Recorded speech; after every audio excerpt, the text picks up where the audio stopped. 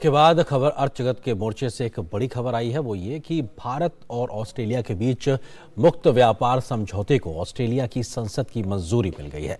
वहां के प्रधानमंत्री ने ट्वीट कर ये जानकारी दी है। बीते एक दशक में ये पहली बार है जब भारत ने किसी विकसित देश के साथ द्विपक्षीय मुक्त व्यापार समझौता किया है।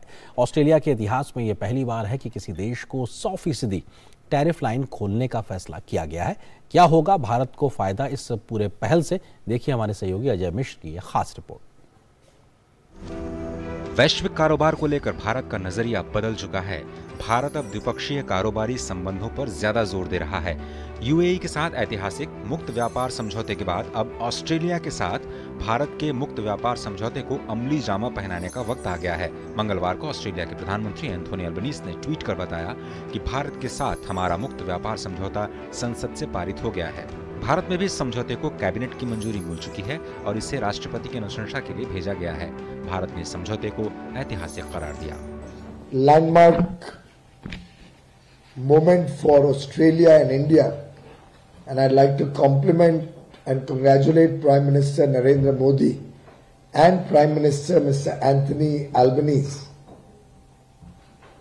for achieving this very significant milestone today. दोनों देशों की ओर से साझा नोटिफिकेशन जारी होने के एक महीने के बाद दोनों ही देशों के बीच नई शर्तों पर कारोबार शुरू हो जाएगा। दरअसल पीएम मोदी और ऑस्ट्रेलियाई पीएम अल्बनीज के बीच बाली में G20 की बैठक के दौरान इस पर वार्ता हुई, जिसके बाद ये फैसला लिया गया। 2 अप्रैल 2022 को दोनों देशों के बीच मुक्त व्यापार समझौते पर हस्ताक्षर किए गए थे। किसी विकसित देश के साथ भारत का ये समझौता एक दशक बाद हुआ है। ऐसा पहली बार हो रहा है कि भारत को ऑस्ट्रेलिया के बाजार में 100% पहुंच मिलेगी। James and jewellery, textile, leather, footwear, furniture, कृषि उत्पादों के निर्यात में फायदा होगा। साथ ही इंजीनियरिंग गुड्स, आईटी, फार्मास्यूटिकल्स और ऑटोमोबाइल सेक्टर को भी निर्यात करने में सहूलियत मिलेगी। भारत ऑस्ट्रेलिया को कोयला, मिनरल अयस्क और वाइन आदि की एक्सपोर्ट में तरजीह देगा, जिससे भारत के उद्योगों को भी फायदा होगा। दोनों देशों के बीच साल 2022 में 31 अरब डॉलर का कारोबार हुआ, जो 5 सालों में 45 से 50 अरब डॉलर तक पहुंच सकता है।